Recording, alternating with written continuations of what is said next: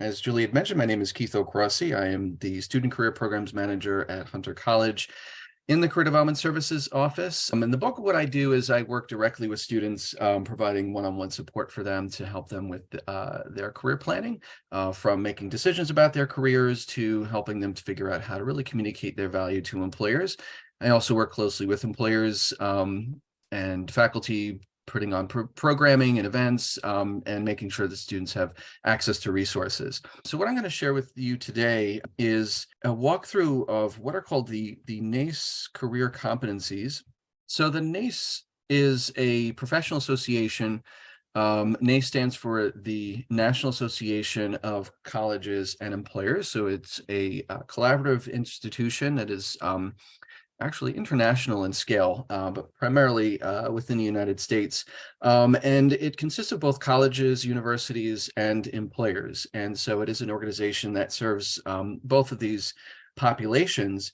And one of the biggest and most recent initiatives is their career readiness, and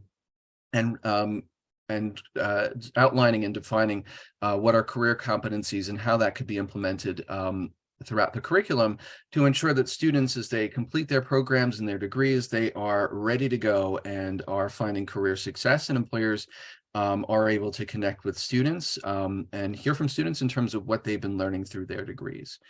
So first, what is career readiness? So these are some definitions that come directly through NACE. NACE defines career readiness as the foundation from which to demonstrate requisite core competencies that broadly prepare the college-educated for success in the workplace and lifelong career management.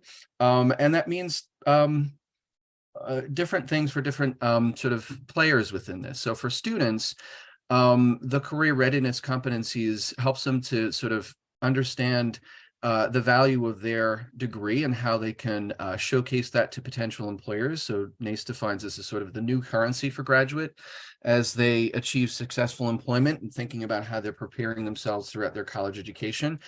For higher education, the career readiness framework helps to address career readiness goals and outcomes throughout the curriculum through both in-class activities and engagement and with faculty, but also through extracurricular engagement.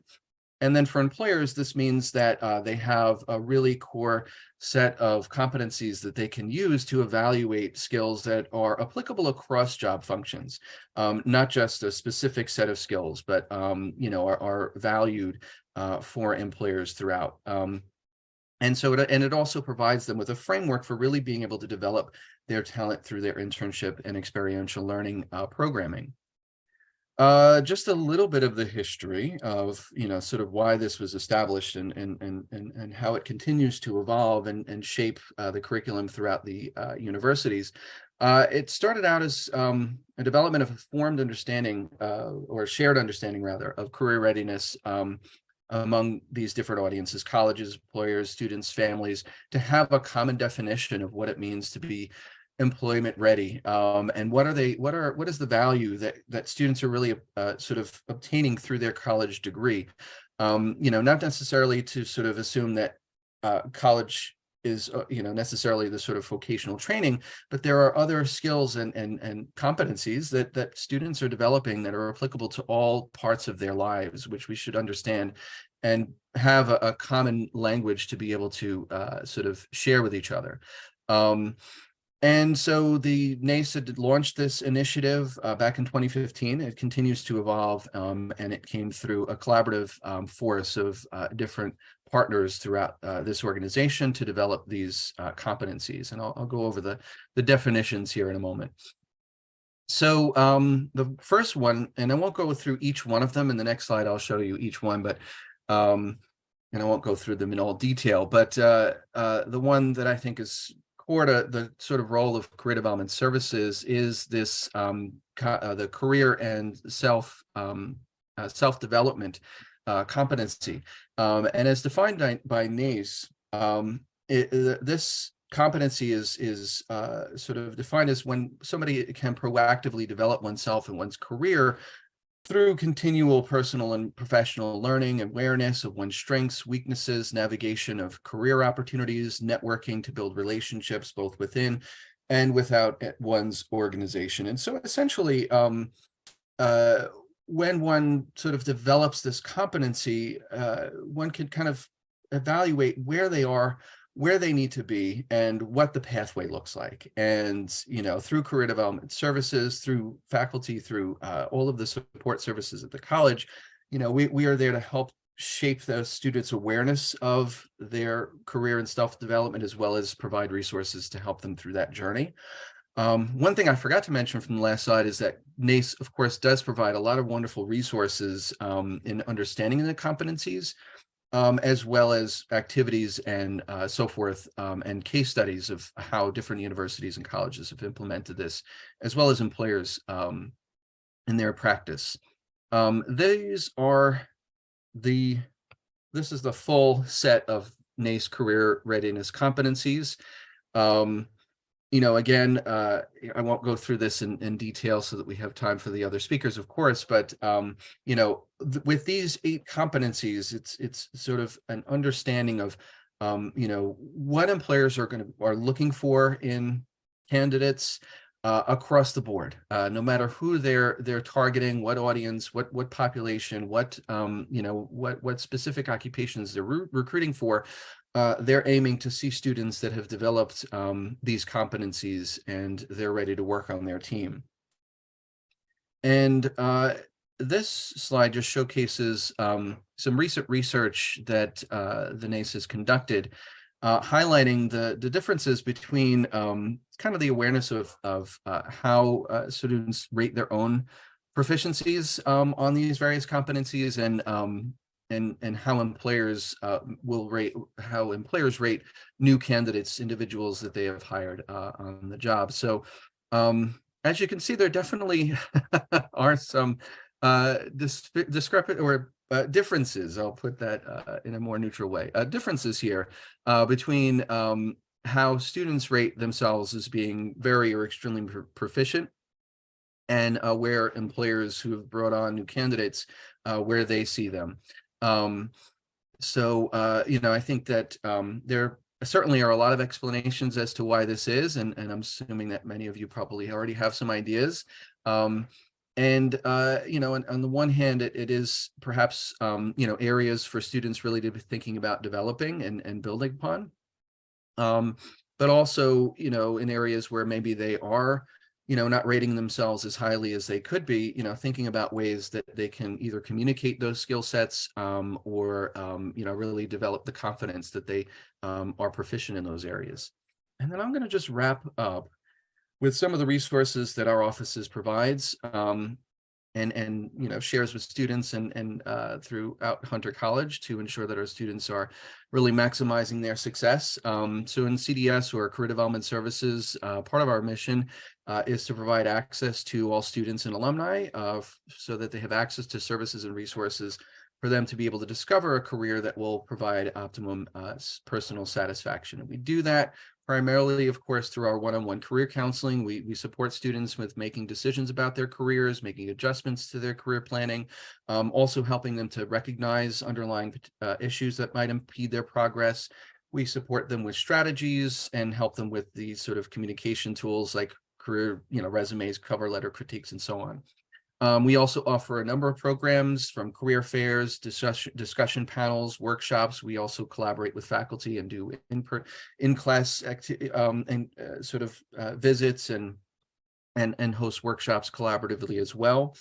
And then finally, we have a variety of online resources, including Focus 2, which is an online assessment tool which provides resources to help students understand different occupations. We have a job and internship database, which very soon will be transitioning to a new platform called Handshake, which you will hear very soon about.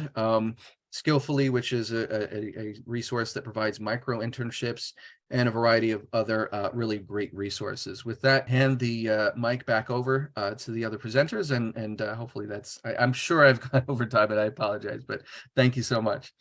I'm Nancy Hightower, an adjunct assistant professor in the English department. I primarily teach 120 in digital storytelling and some other literature classes.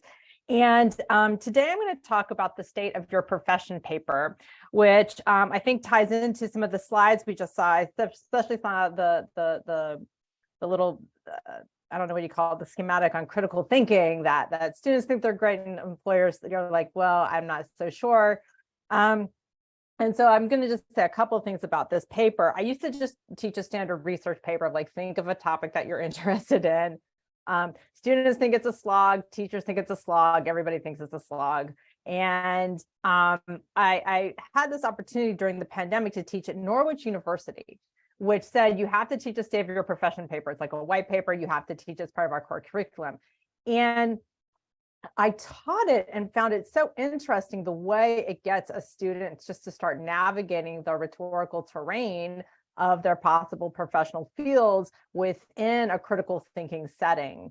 I also found that by nature, some of my students had already lent themselves to making their paper about this. I had one of my Daedalus honors students sort of survey the reign of like American Filipino representation in the health sciences compared to other industries, and what sorts of professions are, again, not really stepping into that inclusion, right? And I had another student actually talk about the nature of chefs and mental illness, and what is the terrain again of this world where again masculine toxicity sort of reigns, and especially in light of, and this was right at the beginning of the pandemic, and it was fascinating that these two papers were in essence state of your profession papers, and they were written with such rich language. I found myself wanting to read, going, tell me about what's going on here.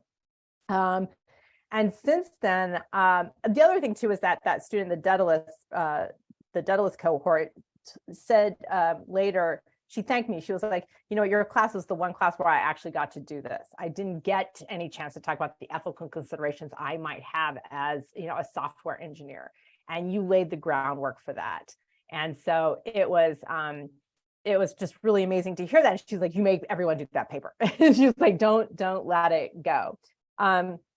And so I'm just going to share my screen and show you a little bit of what this paper looks like, and how I use it in terms of sort of setting them up for their other English and their writing classes, because it is primarily a writing class. Here we go. Okay, so this is on Blackboard. I say you are writing this paper report as a practitioner. So that's the first thing. Like, you have to write, and in class, I'm like, pretend you're writing an email. Write this to a living person. So often when we read papers, it's this like, this is an important issue in today's society. It's written in this flat language. And I'm like, you're never going to write essays in your real world, practical application. You're going to be writing reports. You're going to be writing to a human being. And so what would that sound like? I said, if you were in an interview and the interviewer asked what changes your field has gone through in the past 5 years and what might need to change as you move forward, this paper would be considered a blueprint. So I'm like, you can actually take this paper in to help you get an internship. You can take this paper in to help you get a job. And actually, several of my students have, since told me that my writing assignments have been used in their job portfolios. Not this in particular, but other students have used their SWOT reports, their memo assignments to get internships with the places that they were analyzing, and they come back and tell me that, which is so great. So this is written as a report, where the first page is they describe their innovations, the summary of the 2 or 3 most important developments. This is generally positive in tone. So often with a research paper, it's always like, let's look at what's bad. And I'm like, but you have to learn how to write in a positive manner in the whatever career you write in, and a cover letter. And so many times they haven't been taught how to write positively. They've just been taught to write about the wrongs of the world that they can't solve. I said, I'm like, you're 18. I'm not expecting you to solve anything, right? I just want you to survey. On the second and third page, I said, think of this conversation between experts considering 2 or 3 ethical challenges. What are their concerns and what evidence? So again, that they are to be reading the conversation between experts in their field. What are the pediatricians saying, right? About like kids and anxiety. What are teachers saying, like in high school, about their pedagogy and online online critique? The third and fourth pages, and by the way, these are all written in single space block format. So it kind of also makes them not think I have to write a 10-page paper. I cheat, I'm like, oh no, it's only 5 pages. It's real easy. And I'm going to tell you what to put on each page. And then the fourth page is the discussion of a more relevant ethical issue and the nuances. And, I even give an example here, like ungrading, like professors are talking about, some professors might like ungrading, but the STEM, professors might be like, hey, we've got issues with this. So this is how you navigate. There's no one truth. There's no both sides. Everyone's like, both sides. I'm like, no, there's multiple sides. If there are only two sides, we would have world peace by now, right? There's no two sides of anything. And then as you can see, the fifth page is their assessment and recommendations or further questionings. And I like this because it's like, you don't solve things, but you do get to ask questions about like, hey, does Hunter need to change his curriculum? Does, like, where do you think, does at the entry level, do we need to hire more, more of this type of person or, somebody with this expertise? So it gets to be real world. The audience for your report can be faculty and administrators at Hunter, what kind of curriculum changes need to happen, or employer of a company. So this is also where I step out and saying, your report is not to me as a teacher, because oftentimes that's also what flattens a lot of language.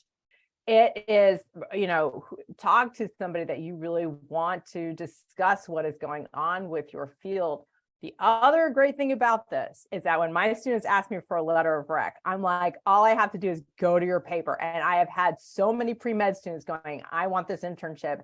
And I go to their paper and I'm like, they wrote about, and I get to say all the things they know about their field.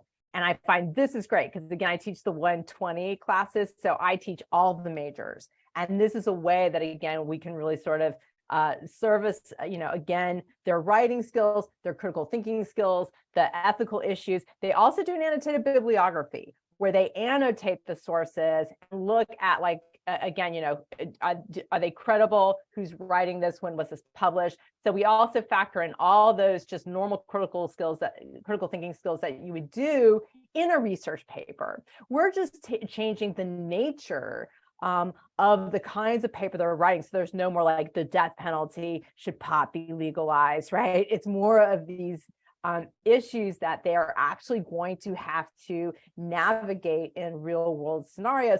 I find myself really interested in reading them now too. I am not bored. Oftentimes the librarians are like, this is a cool assignment when they like go, when I bring them in. And I feel like it's sort of rejuvenating even how we teach sort of that first year paper. And everyone seems pleased with it, but especially that I had like just recently, like 8 letters of recommendation that students were like, because I said, if you do this well, all I have to do is open up this paper and say how you are ready for this internship, right? So anyway, this is, I have 1 minute to go. This is a great paper. I'm going to keep using it. Also, it's just easy to dissect it in sizable chunks so people know what's right on the first, second, and third pages. Whereas again, on the research paper of just write about something, students often don't have a model. They don't know what to do. Whereas I feel like I'm getting them set up for the actual types of writing they are going to have to do in their futures and in other classes. I am an assistant professor in the psychology department. I don't really teach psych related courses. I actually teach animal behavior related courses. So if you're wondering why there's lots of animals on these slides, that's why. But one of the things that I really like doing is because my students work with animals, that means they work either with pet owners, they work in animal shelters, they work in zoos, they work in all of these real world settings where for the most part, they are actually not working with animals. They are working more so with people, which means that they have to have skills that allow them to communicate and really make them career ready to work with other humans. And so in thinking about the NACE guidelines that Keith brought up earlier, I was thinking about how these projects that I do, that I like to call real world projects, are actually really good examples of how you can have low stakes learning experiences where they can practice how to deal and navigate with real world problems, solve problems that might come up in a way where they can get feedback in an environment that is meant for learning. Whereas if you are doing this professionally, you may actually be evaluated on it. So it's a little bit higher stakes. So in these assignments, I like to teach critical thinking, promote equity and inclusion. And this comes from having students evaluate information about the recency, the reliability, the validity, generalizability of various materials. I know that many students hate group work, but I loved seeing that on Keith's chart, you could see that leadership was actually something students felt like they were excelling at. And employers thought this was the worst one. I think it was at 30-something%. And actually, I was thinking about how maybe this means that in my group work assignments, we can break this down and have leaders so that we can strengthen these leadership skills. And so while group work can be hard, it is a great way to develop communication skills, teamwork skills. And then the other thing that was interesting from what Keith presented was that employers think technologies and skills in tech are things that students excel at, and students are rating themselves lower. And so we might be actually doing a great job here as instructors, teaching them how to use Blackboard and Flipgrid and Twitter, because apparently that's being well perceived. So I wanted to give you some examples of the various ways in which I provide assignments to promote student, readiness and career readiness in their professional development. And one of them is thinking about the use of infographics. So creating visual material, it requires their critical evaluation. It's nice because it's easily digestible. They really have to understand what they're saying, and it can be presented to people at various career stages, which means that if you are trying to sell this to someone in your org who is higher than you and in a certain scale of rankings, that you have to be able to talk to them about what this is, but it might also be helpful for marketing or some other type of method. And Nancy brought up the idea of portfolios. You could put infographics in your portfolios to highlight your skills. So these are just a couple of examples from classes that I've taught. I know they're very small, apologies, but these are students that have presented great examples of various infographics on content related to pet ownership and companion animals in society. And there's good things about all of these, and there's things that could, use improvement, but they get feedback from me. And then hopefully they now know how to use PictoChart or create an infographic in their future employment. Another one is a creative writing assignment. So I like using blog posts. So this is a way students can be a little bit more creative. They can take some risks. It's not that traditional paper style writing. And what I like about this is that they can also learn about creating an online presence, which can be a little bit confidence boosting. So they don't have to follow a traditional structure. They have more flexibility. They can share this material widely. And again, they have to be concise, clear to a wide variety of audiences. It's great for the instructors because it's shorter to read. So it might mean that it's easier for you to grade as well. It improves communication skills, right? Like Nancy said, sitting down, writing these long reports, there's a time and a place for that, but it's not always relevant in careers, and being able to communicate in these shorter formats can be really, really helpful. So I just want to show you, this is an example of what I do in one of my classes. They write blog posts on various topics, and I post them on a CUNY Commons site. And actually one cool thing that's happened is that somebody wrote about CBD treats in cats, and it got picked up by the company that makes CBD treats, and they asked if they could use it and share it. And so I think she got compensated for that work, and she can put it on her resume. And now is it not only on a CUNY Commons site, and was it effective in her class? It was also something that actually could make her assignment professionally relevant. If you're thinking less about like larger scale assignments, but you want to think about how can I promote networking and communication across, disciplines with various people of different career stages. One of the things that I like is promoting Twitter. And the reason why I like this is that the majority of animal behavior positions that I find available are not on traditional job boards. They are on Twitter, where people are just sharing PhD opportunities, RA positions, summer internships, and I screenshot these and share these with my students. But what I've also done in the past is had my graduate courses involved in a scaffolded semester-long process where I help them set up their kind of professional academic Twitter profile. So I review their bios, I help them create their first tweet, I help them with their photos, I give them accounts to follow, but then suggest that they follow others and ask them, why are you following these? And they can create and curate their Twitter feed into something that's really professionally relevant for them. And then even when they graduate from my class, even if they don't look at the this material. If they're looking for a job 2 years down the road, all of that is still there. It's updated with new positions that they can possibly look into. So this is just a link here that if you're interested in how to use Twitter and scaffold it across your assignments, I'll share this with Julie so she can send it out. But I ended up writing a little blog post about how to actually do this on Blackboard and at Hunter. And just finally, in terms of thinking about more flexible and non-traditional short form writing assignments, emphasizing diversity and inclusion, one of my favorite assignments is one where I ask Psych 160 students to use any type of written word format, doesn't matter what it is, 400 words, any type of written form, to talk about inclusion and diversity in animal behavior. And I give them a couple of papers to look at, and then they have to highlight various researchers and tell me what they've learned. They get to pick apart my class because I tell them, you know, have we talked about these amazing researchers? And they go, no, we haven't. And you should talk about them. And this is where you should talk about them. And I've thought about including them in the class, but the students really love picking it apart when I don't do it. They love telling me when I'm wrong. So I've left this now open so that they can tell me where they want to learn about these researchers.